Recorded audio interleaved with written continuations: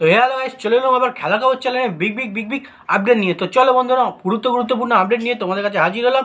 তো চলো ফার্স্ট থেকে ভিডিওটা দেখতে থাকো, স্কিপ করো না, স্কিপ করলে কিন্তু মিস খাবে। এবং চ্যানেলে যারা নতুন আছে অবশ্যই খেলার খবর চ্যানেলটাকে সাবস্ক্রাইব করে পাশে থাকো এবং বেল আইকন ঘন্টাটা ঢং করে বাজিয়ে দাও।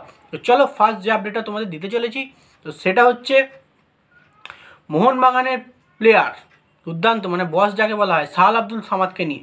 তো সাহাল আব্দুল সামাদকে নিয়ে কিছু গুজব রটছে, অনেক ইউটিউবাররাও ছাড়ছে, অনেকেই দেখছি চারদিকে। তো গুজবে কিন্তু কান দিলে চলবে না। গুজব রটছে যেটা সাহাল আব্দুল সামাদ নাকি মোহনবাগান দল ছেড়ে দিচ্ছে। এটা কোনোদিনও কি সম্ভব? মোহনবাগান শিবিরে নিশ্চয়ই যেন সাহাল আব্দুল সামাদের চোট পেয়েছে, তো সেইটাকে ভিত্তি করে বলা হচ্ছে যে সাহাল আব্দুল সামাদ নাকি মোহনবাগান শিবির ছেড়ে দিচ্ছে। তো পুরোপুরি ভুল খবর এবং ভুয়ো খবর, এই খবরে কোনোদিন কান দেবেন না। মোহনবাগান শিবিরের যে সাহাল আব্দুল সামাদ, সে কিন্তু চোটের জন্য কিছু ম্যাচ বসছে। মানে ব্যাপারটা যেটা হচ্ছে, ইন্ডিয়া যে 26 তারিখ ম্যাচ আছে সেটা খেলবে না, 24 তারিখ ম্যাচ খেলেনি, 26 তারিখের ম্যাচটা খেলবে না। এবং তার সঙ্গে মোহনবাগানের ফার্স্ট যে দুটো ম্যাচ আছে বিরতির পর, চেন্নাই ম্যাচ এবং তারপরের ম্যাচ, তো এই দুটো ম্যাচ কিন্তু শুধু খেলবে না। তারপর থেকে কিন্তু সাহাল আব্দুল সামাদকে ফ্রিলি আমরা পেতে পারি। গুরুতর চোট, কিন্তু তারপর থেকে আমরা ফ্রিলি পেতে পারি। মানে প্রায় 20 দিনের মতো গ্যাপ পড়ে যাচ্ছে, তার রেস্ট হয়ে যাচ্ছে। তো সেক্ষেত্রে এরকমই ব্যাপারটা। কিন্তু মোহনবাগান যে দল ছেড়ে সাহাল আব্দুল সামাদ চলে যাচ্ছে, এটা কিন্তু পুরোপুরি ভুল খবর। দল কোনো রকম ছাড়বে না, আর মোহনবাগান ম্যানেজমেন্ট সাহাল আব্দুল সামাদকে ছাড়তে চাইবেই না। তো সাহাল আব্দুল সামাদের মতো প্লেয়ার যে দলে আছে, এটা ভালো ভরসা। তো যাই হোক, এই ভুল খবর কান দেবেন না। নেক্সট যে আপডেটটা আসছি, সেটা হচ্ছে মোহনবাগান শিবিরে আবারও এক দ্বিমিত্তি আসতে চলেছে। তো বিদেশি প্লেয়ার দিমিত্রি, তো নিশ্চয়ই জানেন দিমিত্রি কী নাম, দিমিত্রি চার্জেস। তো এই প্লেয়ারটা দিমিত্রি চার্জেস, এই প্লেয়ারটা কিন্তু এখন পাঞ্জাবের দলের ডিফেন্সে খেলছে, পাঞ্জাবের দলে খেলছে। তো সেক্ষেত্রে এই প্লেয়ারটা পাঞ্জাবের দলে দুর্দান্ত পারফরমেন্স দিচ্ছে।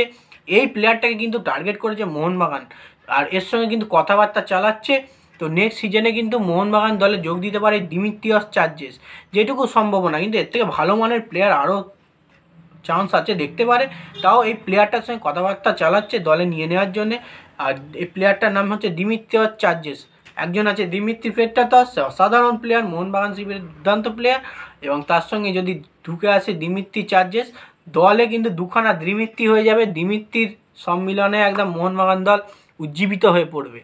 তো যাই হোক, এই দিমিত্রিয়াস চার্জেসের সঙ্গে কথাবার্তা চালাচ্ছে, কতটা কি কথাবার্তা হয়েছে জানি না। মোটামুটি যদি আপডেট চলে আসে যে দলে আসছে, তাহলে কনফার্ম আপডেট তোমাদের দিয়ে দেবো। আর মনে তো হচ্ছে নিতেও পারে, নাও পারে, কারণ 50-50 চান্সের মধ্যে রয়েছে দিমিত্রিয়াস চার্জেসের সঙ্গে। এবার নেক্সট যে আপডেটটা আসি, নোয়া সাদোই কিন্তু গোয়া দল ছাড়তে চলেছে।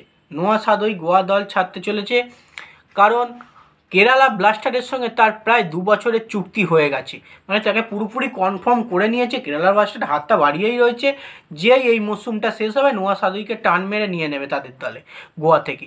সেক্ষেত্রে কোনো রকম এখনও সাইনিং করানো হয়নি তাকে, শুধুমাত্র 2 বছরের চুক্তি করানো হয়েছে।